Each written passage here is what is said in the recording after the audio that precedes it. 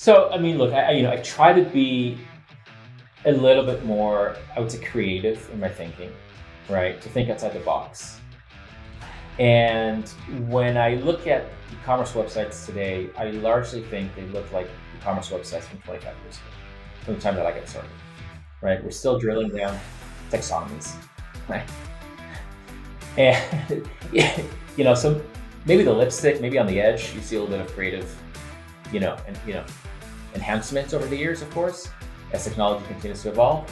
But ultimately, when you look at the underlying structure and foundation, it looks and behaves very much like it used to do 25 years ago. And that kind of bothers me, right? Because we're seeing all these advancements in other areas and other verticals. Yet here, there's something that keeps us boxed into this model. Welcome to the Retailgenic podcast, where we explore the intersection of retail, e-commerce, and AI agents, which we call Retailgenic. Our mission is simple. We are shining a bright light on the new Agentic AI shopping megatrend, which will disrupt the trillion-dollar digital retail market. The stakes are high. Google, OpenAI, Microsoft, Perplexity, Amazon, Apple, Meta, and Anthropic are all fighting to be the consumer AI shopping agent winner. There are going to be some tough decisions for online brands and retailers to make. What happens to checkout? How should payments work? Should you continue to invest in retail media networks? What does the world look like when over half of your traffic is not from humans, but from AI agents? These existential questions are the tip of the iceberg. On this podcast, we're talking to industry experts, analysts, and influencers to get answers to these questions, identify trends, and best practices. This is Retailgenic, your podcast partner in navigating our AI shopping agent future. And now here's your host, Scot Wingo. Welcome to this episode of the Retailgenic podcast. Today, I'm excited to welcome Roy Rubin, co-founder of Magento and general partner at venture firm R Squared Ventures. Sometimes you meet people who have an uncanny ability to spot trends and make predictions. For those of you that follow my work on the Jason and Scott show, one of our most popular traditions is our annual prediction show. If you followed that, you realize how hard predictions are. Not only are they hard, they're complicated, they're hard to do, and getting the timing right is particularly tricky. It's a very humbling experience. But it is helpful to kind of correlate your worldview and understand incentives and try to understand where markets are going by making predictions and then following up on how you did. It's been very helpful to me. So when you're good at this, it means you have a pretty good filter on reality. You understand where the puck's going. Some venture capitalists would say you can see around corners. There's a lot of metaphors there. Roy Rubin is insanely good at predicting the future. For example, in 2001, he started Magento because he sensed there was an opportunity to compete with the big on-premise software companies with an open source e-commerce alternative. That was 24 years ago, and Magento is still alive and kicking today. It's very hard to make predictions that not only are right, but that last decades. He's well into his second or third decade. What caught my eye and caused me to invite him on the podcast is he posted a very small post, but it really got my attention. He said, quote, "My prediction, the next billion-dollar direct-to-consumer brand will not have a website." What's that mean? In this pod, we're going to go over the story of Magento, which is fascinating in its own right. But I think what's even more fascinating is hearing Roy's thinking of where he thinks we're going, what AI is going to do and not do. And this wouldn't be Retailgenic if we didn't talk about agentic shopping. So there's going to be a lot of that as well. I hope you enjoy this pod. Unlike a lot of guests, it's pretty easy to get Roy to think out 2, 3, 4, 5 years. So we had a lot of fun doing that. And also I got to hear some of the insiders information or inside scoop on Magento's founding and what all happened in its trade between eBay and Adobe, and just really interesting story there to see how that asset changed hands. I hope you enjoy this conversation. Without further ado, here is Roy Rubin. Hey, Roy, welcome to Retailgenic. Hey, Scott, great to join you. Appreciate you taking time. I know you're super busy and you're now a venture capitalist, so that's exciting. I want to get to kind of how that happened. But before then, before you went to the dark side, you were a founder, and probably most well known in my world for founding Magento, the e-commerce platform. Give me a little background of how you came to found that. Were you an open source person, and or were you an e-commerce person, or a little bit of both? Like give a little bit of the Magento founding story. I started my career more of an open source kind of guy, and I came into commerce a bit later. But I had a services company, when I went to UCLA, sort of as a part time gig, and had a small little web design shop on the side, freelancing in the afternoons after school. And I had a blast. I downloaded open source packages. I was tinkering. I was hacking my way. I was learning, and I was kind of part of this open source world that was just kind of blowing up at the time, early 2000s. Um, and part of that got me exposed to e-commerce, and I started to get some requests for services in the e-commerce world. These are, we're talking about the early 2000s, so these are all new merchants, or new merchants, you can say, but this is basically new digital experiences for a lot of traditional merchants that were just starting to get online, and we're really trying to figure out how to upload their catalog and take payment and handle shipping and all the fun stuff that we do in commerce. And I began to see that there's a real need for someone like me, for somebody like us, to be able to provide them ongoing services and really kind of help them get their first toes into this world and then scale up from there. And ultimately over time began to focus exclusively on e-commerce, and kind of moved away from everything else and said, we're going to be an e-commerce open source shop. And that was a lot of fun because these days, those days were just, there was just way too much demand, and we scaled and grew, and eventually had a fair sized team of people that were as passionate about this as I was, and we began our journey as an e-commerce services firm for a good few years, up until around 2005, 2006, when we said, listen, we're starting to see a trend where there's a lot of merchants out there that have very specific needs that the existing e-commerce open source platforms at the time were lacking. And would it be crazy if we were to go and give it a shot and kind of build our own platform and see if we could take it to market? And that's kind of the genesis of Magento. We had this idea to go build out a platform, coming from the experience that we had in working with hundreds of merchants over the years, and kind of took all the best practices and what we felt, was very needed at the time in the market. A lot of it was around flexibility, it was around control, was around unique UI. We noticed that every merchant was a little bit different. They all wanted to really kind of differentiate, and whether it's front end requirements, or back ends or integrations, or wherever it was, there was a lot of really custom needs from almost every implementation we did. So that's kind of how Magento came to light. Moved away from the services world, basically said, we're going to go focus on product now, and kind of unwind all of our existing customer relationships and fully focus on Magento. That was 2006, and just to 2007, we released our beta version. Kind of started to share with the public what we were doing at that moment in time through blogs, and then of course released the source code in 2007. And Magento 1.0 was released to the wild in March of 2008.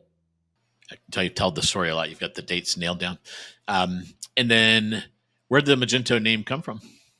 So it took us a while, and I think I just kind of got sick of these sessions where we have to find a name, and because nothing was ever perfect, right? It was always a reason, to find something else, right? Or to spend more time on it. And I think I just got to the point where I said, listen, we're going to make a decision today on something. And Magento actually comes as a sort of an evolution from the services business, which was named Variant. And Variant had a really cool magenta colored logo.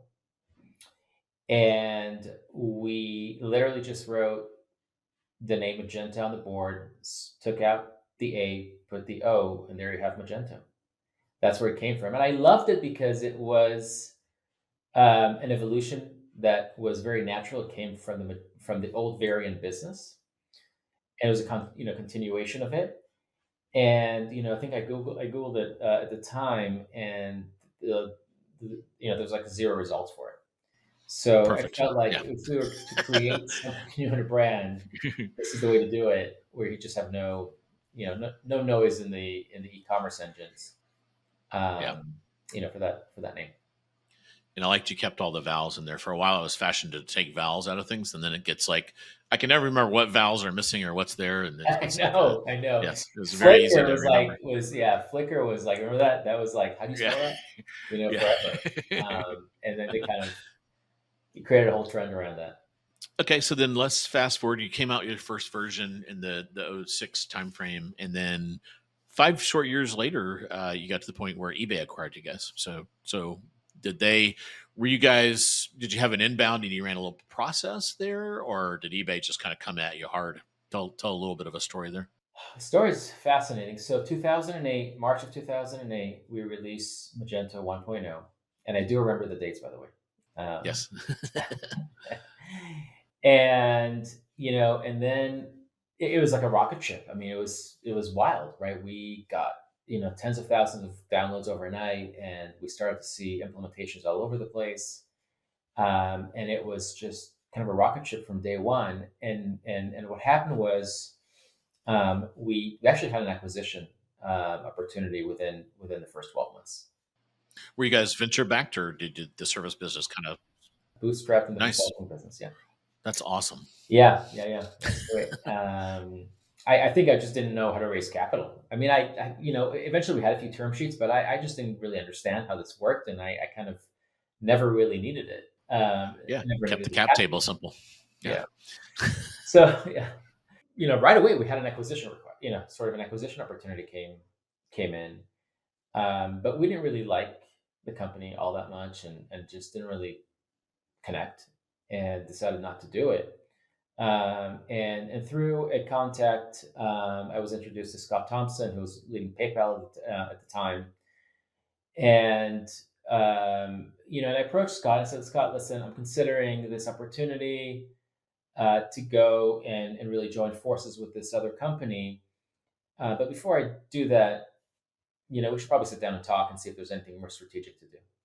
And remember, this is sort of at the great financial crisis timeline, right? Like the world was falling apart. We just released Magento 2008. I'm having this conversation with Scott in 2009. And Scott and I connected, and we really, really bonded. And Scott said, "Why don't you come up and we'll sit down, we'll talk, and we'll see what we could do." And that actually led to PayPal's investment in Magento in 2009. PayPal was part of eBay at the time. So, we kind of got into the family then. PayPal came in, made an investment, and 2 years later, eBay PayPal decided to acquire the company in 2011. So it was a really kind of fast timeline. Magento was just really kicking butt, and having a lot of fun, and the team was great, and we're scaling, and released an enterprise edition in 2009. So started to build a real business, fairly quickly. Yeah. Was this during the John Donahue regime or the Winnig, Devin Winnig? No, this is John's. Yeah, John Donohue. Yeah. Yeah, Donahue. Yeah. Yeah, Devin came in right when I left. I left in 2014, and I think he came right around that timeline, or soon after. But I got to know Devin, just in a meeting or two, right when he was coming in. Has it been disclosed how much eBay bought it for? No, never disclosed. More than 50 million? More More than than 100 50 million? million. Yes, Yeah. I'll disclose that. All right. I knew I could pick a number that was interesting enough that would get you to say something. Um, and then I think it's interesting you stayed on for so long, because a lot of times founders, you put your blood and soul into this, and and eBay had a well documented, they would kind of chew up founders and spit them out in under a year. But you stayed on for another 3 years. How did you survive that? Was that like part of the deal that you would carve off that they wouldn't mess around with what you had built, or? Well, no, I mean, so It's hard to get that when someone's buying something. yeah, yeah. So how did I stick around? It's a very good question, and I don't have a great answer because it was a very, very difficult, time in my life. We were young, we were hungry. The market was moving very, very fast. We wanted to be competitive. We believed that we had a vision, that was very relevant, and we had a lot, of momentum ahead of us. Um, Also, this was a time when the cloud, began to take shape. Mobile commerce was relatively new, so there's a lot of really interesting, paradigm shifts in the market that we felt we had an answer for, and it felt like we wanted to really have a play for. So we came into eBay. I could have left at any point. Just the way the contract was structured, kind of gave me an out at any point without any financial issues on my part. My co-founder, my good friend and co-founder and CTO left fairly quickly. But I just felt a commitment to the team and to this vision, and I felt like that, if I were to walk away, a lot of what we have built, the soul of what we have built, our posture and competitiveness in the market would have been affected. And I felt like I just needed to see it through. But it was a very, very difficult period because eBay had different ambitions for what it wanted from Magento. This was a time where they had a platform strategy of their own, that to us kind of never made sense, to be honest with you. It involved GSI as part of it, right? Like, Not GSI, not as much. It involved actually PayPal and eBay. When we came into this new group called Commerce. oh, I don't know this if you remember fabric that. thing. Yeah, I Yeah, remember the this one. Yeah. fabric thing, and they wanted to really put everything together, which I think philosophically made a lot of sense. I think the execution of it was very lacking, and we called it. I mean, we were very open and transparent about the challenges that we saw. We put together some ideas about how to really bridge through that and how we would tackle it. But there was a team inside the organization that was you know kind of around for a very long time and didn't really want to listen to our input and our feedback, and they were married to their own ways. And we try to be as good of partners as we can, but ultimately it didn't succeed, and that kind of vision failed, and they shut down that whole world. And then they put Magento and GSI together, which I think made a lot more sense in some ways than at least X.commerce. But it was just like it's like a struggle to get this going, and really maintain that sort of momentum that we had coming into eBay at the time. They pitched us at ChannelAdvisor on this X-commerce thing, and their pitch was ridiculous. It was like, we want you to provide these APIs that will let anyone sell anywhere on the internet across marketplaces, which is what we were known for. And we're like, okay.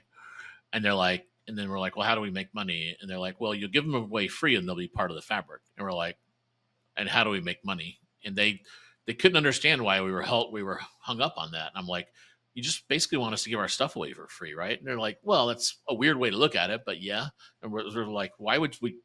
Then they were shocked we didn't really embrace it, and I was like, I think what happens to a lot of the career folks that kind of get stuck inside these organizations for 5, 10, 15 years is that they kind of lose that business acumen, right? That really strong partner alignment. And when we came in, we said, listen, ultimately everything is driven by mutual success, right? I mean, it's good partnership. And I think there was a lot of ego, we're eBay, we're PayPal, right? They're gonna, the market will, go along with our vision, because of our position and stature in the market. And we said, no, no, no, you have to kind of buy those relationships every single time, right? Because you have to drive value to to your partners. And these are like literally conversations that I would have where, I mean, much like what you just said, where you just said, what's in it for me? I would like ask the team at eBay to say, how do you convince somebody like Scott to play ball? Because it's not that clear that Scott will play ball and others like you, without some real fundamental business reasoning to do so. well, then they went and got one of our competitors to like give away a very basic API for free, and then that just like really made us even angrier. Because they were like, that was their pitch is like, if you don't do it, we'll go to a competitor and they'll do it. We're like, okay, all right, good luck. Yeah. So take that and multiply that times, hundreds of conversations. That was my life basically, right? Trying to educate them about how to really, deliver partner collaborations, et cetera, et cetera. It was a really, really hard period. I feel like I left my soul at the door. I left in 2014, and it was bittersweet, right? Because I feel like there's just, I mean, even to this day, like I feel like there's so much more we could have done, and we were at the right place at the right time. Um, and part of this I actually blame myself for, because I think like if I would have been more persuasive, and I sat with John and a lot of the senior folks, at eBay, they certainly heard from me. I was not quiet, right? I didn't go, I didn't, find a corner and just what's it called, rest and vest. No, that wasn't me, right? It was me trying to really change the organization from the inside out. But it's really, really hard to do, a company of this size with so many moving pieces. Yeah, there's literally nothing else you could have done. I'll abstain you from all guilt on that because I've been in the same situation. And you're abstained. I lift all your guilt because you end up being part of the problem, and then you're like, no one wants to meet with you anymore because you're just a broken record. And and then sometimes it's actually better to leave because the thing you've been advocating for, you've burned so much political capital, may actually come. It actually has an odd chance of happening more without you there than being there. Yeah, it's a very strange thing. It is, yeah. But I came back. So let me just finish up the story. So I came back on the board in 2016. Magento and GSI come together as part of eBay Enterprise. And then in 2016, eBay decides to refocus on its core marketplaces strategy, and it takes PayPal public, and it spins off eBay Enterprise, which is the GSI Magento piece. Magento is the crown jewel. Primera Capital acquires it, sells off all the assets, keeps Magento. And then I get the call from the CEO at the time, Mark Lavelle.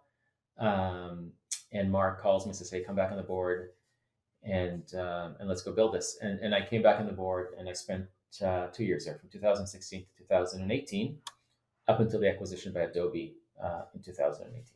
Did you ever have a founder, a Steve Jobsian like vision of getting your hands back on this thing in any of those exchanges, or even like maybe someday Adobe calls you and says, oh my God, we're ready to sell this thing to you for a penny? I don't know. I mean, a lot of time, has passed. I think in 2016, around that timeline, I actually felt like there was still a lot, we could do. So I was excited to come back. It was a very different company than 1,200 people, a very big ship, a lot of moving pieces, a lot of new talent, new blood. So and I was a board member, so I didn't really have any operating responsibilities. But I think today, who knows? I mean, the brand, is in a different place. I'm not even sure where the product is right now. It's hard to think about that, right now. But but there was a moment, maybe 2016, roughly around then, and I think we could have really done something kind of more impactful. But that moment, I think, is largely past. Yeah, but it's pretty neat. Something you created kind of just because you saw the need is now still actively used. It's owned by Adobe, and there's people running their businesses on it in their lives. And it's still, it's very rare to have built something that survives for so long and to catch a wave like that. Yeah, I think, in March, I guess, in a couple of years, we'll be celebrating 3 years, 20 years of Magento, which is, wild to think that, and I'm sure merchants will still be running on it, on that timeline. So yeah, very, very cool to see it still around for so long. Well, from one founder to another, again, I think that's a very rare success that you had, especially this was like your first shot at this, right? Like this is just right out of the gate, boom, nailed it. Yeah. That's awesome. I think there's like a 0.001% chance of that or something. Like it's infinitesimally small. I agree. I mean, now as a venture investor, I'll tell you, yeah, no, for sure. It's really, really hard to find. That's a good gateway. So then I know you have R Squared Ventures. Did you do some angel investing that kind of led into that, or walk us through how you got into that whole world? Yes, I started really doing angel investing in 2012. and that's how I met my partner at R Squared. He pitched me in 2012. He founded Roy Ayres, who's a very close friend, and now my partner at R Squared. He founded Loop Commerce in the gifting space, and that was my first angel investment. And then did a whole bunch of things, over the years following this. And just had a blast, and really enjoyed working with teams and kind of getting a little bit of that entrepreneurial spirit. Now being on the outside of it, a little bit, and supporting teams. A lot of companies emerged out of the Magento ecosystem over the years, and I've been blessed to play a small role in some of them. But it's just it's just a great way for me to continue to support both commerce infrastructure, but certainly more broad in other areas as well. And it's been going really, really well for me. And Roy eventually scaled his business and sold to Synchrony, the bank out of Seattle, and spent about 2 years there. And when he left, he called and said, let's go share deal flow and start collaborating and underwriting together, and doing a lot of angel investing as a team. And that was a lot of fun. We did that for a while, made a series of great investments, and then decided as COVID hit to go and raise the first fund as a kind of a test case to really validate that we want to do this more institutionally than we've done in the past as angels. That was fund one. That went pretty well. We have great companies in fund one. And then raised the second fund in 2022. And now we're at the tail end of that, raising a third fund and just continuing on the journey. Our philosophy is a little bit different. We're small, we're nimble. It's a 2-person GP team. It's just Roy and I. We don't even have an admin. We're proud of that we kind of do all the heavy lifting ourselves. And we really have a blast. We invest early. Pre-seed seed is where we'd like to come in. And do so in areas that we have strong domain expertise over. So commerce infrastructure, fintech, and vertical SaaS, what is now vertical AI. So that's kind of where we like to play. And it's been incredibly fun and rewarding. And I think, the best job in the world, sitting with young teams with big dreams and learning from them every single day, trying to share some of my experience along the way as well. And it's been a blast. Cool. Do you have, are you guys of the mindset where you want to, keep the fund size small and then just raise funds more frequently, or do you want to like A16Z it and go like for 80 billion under management and make a big most of your money off the fee? Kind of seems to be where these big guys are going. Yeah, for sure. No, it's small. That's our deal, right? We want to really want to raise smaller funds. Our second fund is a $32 million fund. Our third fund is going to be 40 to 50. I think that's where we would cap the fund size, which is really, really small. But it gives us a lot of optionality and a lot of agility, and we can write smaller checks for younger teams that are just starting out and need a little bit of capital to get going. We can write, more sizable checks, for those that are kind of already showing some momentum and progress. But we really think that the alpha is created at these very early stages of companies, formation and growth. And given our operating experience and leverage, we think that's where we're going to be able to win. So really no aspiration to be an AUM game, live off management fees. That's not why we're doing this.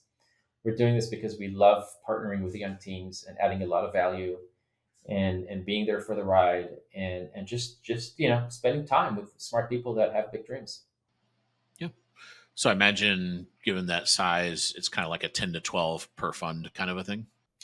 You mean for portfolio size? It's actually closer to 20. No, it's actually closer 20. to 20. Okay. Yeah. So smaller. Yeah. That's good. That's a lot of boards. We don't take board seats. That's another thing. Okay. Yeah, because in the early stages, we spent so much time with our teams. There's really not a need for it. As our companies mature and they raise additional follow-on capital, then boards are formed, and the larger investors would come in and typically take those board seats. And we also think our philosophy is that we have more information being on the outside and not being on the board, about our companies, and we can have these really frank and open conversations with our teams by not having board seats. So we're right there to support them, but we feel like that's a model that allows us to scale. And you're right, if we would take boards, it would be tough to be able to have a proper schedule, because you'd just be on board meetings almost every single day. Constantly. Yeah. That whole setup is wildly inefficient. We need some better system for that, but we're not going to solve that today. So one of the reasons I wanted you to get you on is we're exploring this kind of new area, which is where agentic meets retail, and thus the name Retailgenic. And you've one of the things that really kind of got me thinking was you said my prediction is the next $1 billion D2C brand will not have a website. So as the founder of Magento, you think a lot about this. You obviously caught that trend early. What are you thinking about where this goes and what interests you about it? And, what's the other side of the coin? Like what's not going to work? So, I mean, look, I try to be a little bit more, I would say, creative in my thinking, right? To think outside the box. And when I look at e-commerce websites today, I largely think they look like e-commerce websites from 25 years ago, from the time that I got started, right? We're still drilling down taxonomies, right? And so maybe the lipstick, maybe on the edge, you see a little bit of creative, and enhancements over the years, of course, as technology continues to evolve. But ultimately, when you look at the underlying structure and foundation, it looks and behaves very much like it used to do 25 years ago. And that kind of bothers me, right? Because we're seeing all these advancements in in other areas and other verticals. Yet here, there's something that keeps us boxed into this model, right? And I get it, right? Consumer behavior is hard to change, and we have a certain expectation of how we navigate and how we buy. Um, I guess when I think about this in an offline sense, like retail stores kind of look the same. Maybe there's some advancement, but ultimately there's a cash register and kind of walk up to it. Maybe now it's it's some sort of a tablet, but it used to be, it's kind of positioned where the old school register used to be positioned. So I get it, but I think that there's a lot of opportunity for innovation. And when I wrote that, seeing how much the LLM engines are really getting in front of consumers and just my own behavior, where I naturally now go to, in my case, it's ChatGPT, right? To start any type of inquiry or search. I think I've reduced my Google usage. I mean, it's going to be crazy to say 100%, but like 90% for sure, right? And I said, well, wait a minute. If that's the case, and I no longer use the web in the classical sense of what Google's sort of made me do by providing links where I can click through, then do I really need a website now to be able to conduct transactions? And again, it's a little extreme, a little bit out there. I get it, but I'm challenging myself, and I'm challenging perhaps others that that read this content that I post, to think outside the box and to say, listen, if the funnel is completely going to change, if discovery is going to change, what's the value of a website now? Now, by the way, I'm not advocating this is healthy in any way, right? Because if you think about these, the LLM engines are essentially walled gardens, right? So I don't know that it's healthy, right? We have the open web, open architecture, right? HTTP, right? All this open protocols. Now, potentially, we could have closed walled gardens. You can have your Claude world, you can have your ChatGPT world, you can have your Gemini world, and there may not necessarily need to be interoperability, between those things. So I'm not saying this is a positive advancement. I'm just saying, listen, as consumers, we're changing behavior right now. We haven't changed this kind of behavior in a very long time. And should that make us think about more than just the top of the funnel? Have you played around with any of the agentic things like Amazon Buy for Me? Google just announced one. We can't play with it yet, but it's coming later in months, they said. Perplexity, you've probably poked around there, I'd imagine. What? So yeah, I bought a Perplexity. What a horrendous experience. It was, I mean, Scott, was like shameful. I mean, it was so bad. I placed an order, and I think it was for like a candle or something. And I was charged one amount, and then the confirmation email came from World Market Cost Plus, and it's for a different amount. And I said, oh, wait a minute, like, what am I being charged? Am I being charged the actual retail amount, or am I being charged the actual Perplexity order total amount? So I wrote them just to see how they would handle this edge case. Like something happened here where shipping was not included in the original amount, but also but was included because it was a smaller item on the world market email, which came. By the way, I had no idea I even bought from World Market. It just came right by email. So I emailed them, emailed them, and they wrote me back and they said, "You, this is Perplexity, who's the master, what's it called, the Merchant merchant record. of record, on this." They said to me, "Oh no, no, you got to go hit the retailer and talk to them and see why this happened." And I said, "I don't even know who the retailer is. Why would I reach out to them?" And I asked them to kind of to raise this with a superior, because again I just want to see how they handle these cases, and they finally gave me an answer. But this was my first attempt at this, where I said these guys do not have it right, but listen, I mean, I think I see the vision, and where they're going, and that was enough for me to really say it may take a few iterations, and they may have to get some really strong talent that's been around and kind of understand all these different nuances and edge cases.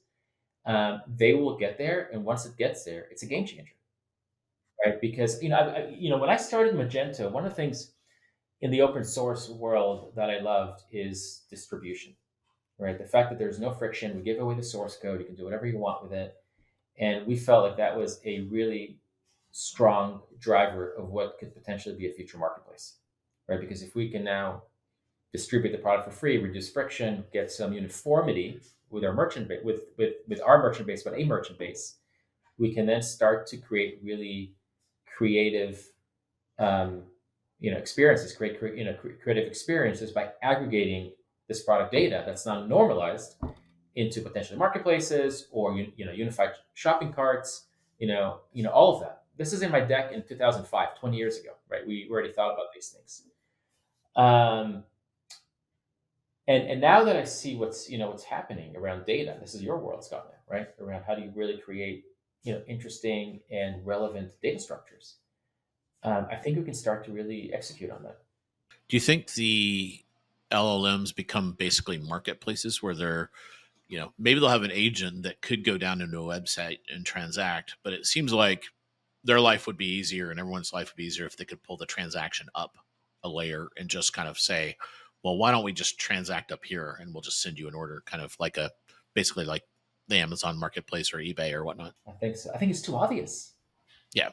Right. It's too It's like obvious. so much work to do all this stuff when many people are already selling on marketplaces today. I mean, so okay, so think about this, right? Magento, right? On premise, we delivered a zip file to our merchants. A lot of friction. You got to figure out hosting and uptime and all that, and then like cyber issues and like not relevant, right? But a lot of friction. Shopify and the cloud platforms come to market, and they simplify all that, so you don't have to think about any of that infrastructure, right? And it's a one-stop shop. You sign up for an account, you can start to take transactions. You really never have to worry about any of the underlying infrastructure. And now it's even a step further. Just send us your data feed, and we'll take care of everything for you. You shouldn't even design a website. So I think it's an evolution. Again, I'm not advocating for it necessarily, because I just think it's going to be a very sad world where there's going to be 4 or 5 big platforms that we're now, or marketplaces, you can really call them, that we're going to have to live by their rules. In a weird way, it could look more like China has developed. Like, China is largely run by these 3 or 4 large marketplaces that kind of come and go. Yeah. And could there be a world where the regulators are going to have to come in and demand interoperability between them? I mean, I could see that. We're moving from an open web to what will likely be a closed web because of this. And that's a very worrying situation. And I don't know how you solve for that outside of some regulatory help. Kind of a doomsday guy now, huh? I have to just say Yeah. it. I think the web will still be there. Yeah. Maybe this will just kind of, the web will still be active and yeah, I don't know. We'll see. Yeah. What do you think this does to Shopify? Is this the thing that finally puts, slows down Amazon. Some of these folks that have been like on a, just like this world dominance kind of path, is this what's going to slow them down? I think there's a real risk. I really do. I really do. I mean, I ask myself, there's a partnership between ChatGPT and Shopify. Uh, I guess I don't understand it, and it could be just I don't get it, right? There could be more behind the scenes because I don't have any data or access to data that I think anybody would have. But I'm like, why does ChatGPT need Shopify? I think they're just trying to shortcut. It's pretty easy for them to show product cards, but then doing the agentic payment is hard. So the more connections to payments they get, the easier it is to shop up at this level. But at some point, then you build a marketplace, and then you do a marketplace and cut that off and have your own checkout. Just do a Stripe checkout. Like I don't, yeah. It's too obvious, and they could just partner with Stripe, right? Get the data feeds in, which they do anyway. They're world class at extracting and getting access to this data. So the question is, yeah, I guess I'm still trying to really understand what it means to Shopify, or really to any of the cloud commerce platforms long term. It's interesting. I invested in this D2C company. I only have one investment in this space. I don't really do D2C. I just don't get it as a business model. But I have one company that I invested in personally. This is not through the fund, and it's a cycling marketplace called distance.com, dstnc.com.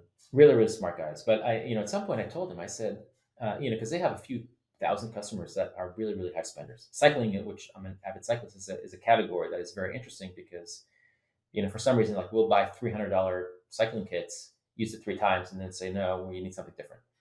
Okay. So we spend a lot of money on, things we probably shouldn't have, shouldn't really spend money on. But because there's high spenders, I said to them, listen, take down the website. Why do we need a website? You know me. You know what I like. You know my taste. You know that I want something new every 2 to 3 months. You know how to get access to me via text or WhatsApp or other, easy ways to communicate. You know my shipping address. You have my credit card. You got everything you need to know, right? And I trust you. You're a highly curated marketplace. They know your brand. You're a Trek person versus a Cannondale person. For everyone, like, yeah, They know better than me what I would even like, right? Yeah. Because they're really good tastemakers, right? This team. So I said, take it on the website. I never want to browse. I don't want to go through men, accessories, category. Like that's a waste of my time, right? And I think folks like me would just say, just send me whatever. Here's my budget, and we trust you. And I think a lot of these experiences, especially now with Gen AI, you can send me some lookbooks. You can create some really interesting things on the fly. I can give you a thumbs up, thumbs down. There's a lot I can start to dialogue with on a much more high touch but highly scalable model. And I'm waiting, for somebody to come out and really innovate. I'm not sure it's this team because you need to have a lot of guts to be able to take down your website. And it may have to be a fresh upstart, right, that does this. But I'm just envisioning a whole new layer of creativity and innovation in the way that consumers are, are engaged, that I think this new paradigm offers us. Yeah. What do you, since you spend so much time thinking about these experiences, what do you think about some of the social commerce stuff that's gotten some good legs? Like, it started on Instagram, this kind of intersection between a tastemaker, which would be an influencer, a visual representation that is not a website, a picture, and then some smart targeting, in this case, provided by the Meta targeting engine. Or you have like TikTok, where that's really seems to, they have a couple different ways that they marry those things together. What do you think about that? I love that. I think it's really the future. I think we're going to subscribe to people that we love. I think tastemakers are going to be highly regarded and certainly stand out. I think a generic website, at least from my perspective, is less relevant. I think I buy from people. Even when I walk into a store, it's a little boutique. I trust the person there, right? They know what works best. This is what they do for a living. I would like to think, this world of influencers and creators, coupled with some technology that allows them to scale, potentially could drive some meaningful outcomes. Um, yeah, I think it's ripe for something, really to break out. Yeah, I think that's the counter argument to your kind of this doomsday scenario where these walled gardens and everything. The Gen AI experience, it lacks like that human connection, and I think we're going to crave more of that. But so I see a world where it's going to be humans that get augmented by Gen AI, and it gets rid of all the, oh my gosh, I've got to print out this thing and do like all the button pressing that has to happen in our world of e-commerce that we've created for people. And yeah, So I agree, but let me test you on that just to play the devil's advocate. Fast forward, we're seeing now what's happening with a lot of the video engines, right? With Theo, that was just released by Google and others, right? Where the quality is starting to become exceptional. yeah, Is this an interim? What you just said, is that an interim scenario or long term? Do we just create virtual influencers. Yeah, virtual influencers? People that really get to know us. They look and they behave and they act like real people. that's what is the movie Her or She? I always Yeah. forget Mhm. the Scarlett Johansson one. Yeah, I think it'll be I don't know. So far, I haven't seen the engines get to that creativity kind of level, but yeah, I was just listening to a podcast by DeepMind CEO. I forget his name, um, and he said that this was actually fascinating. This is the Hard Fork podcast. I just wrote about this on LinkedIn, on a separate topic, but in the same podcast.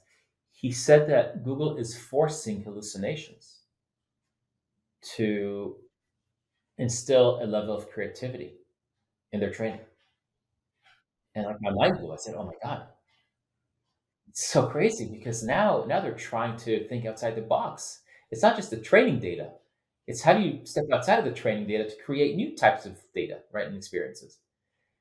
So, who knows? But it's wild. I mean, this pace that we're on is just wild. yeah. So, Roy, appreciate all the time you gave today. Any last thoughts that you want to leave people with? And you've mentioned several times LinkedIn. Where else can people find you? Yeah, LinkedIn is probably best. So LinkedIn, Roy Rubin. Is it just Roy Rubin? I think. Yeah. And yeah, I try to write a little bit, here and there. And r2vc.com is our website. And love to always speak with young teams that have some ideas, and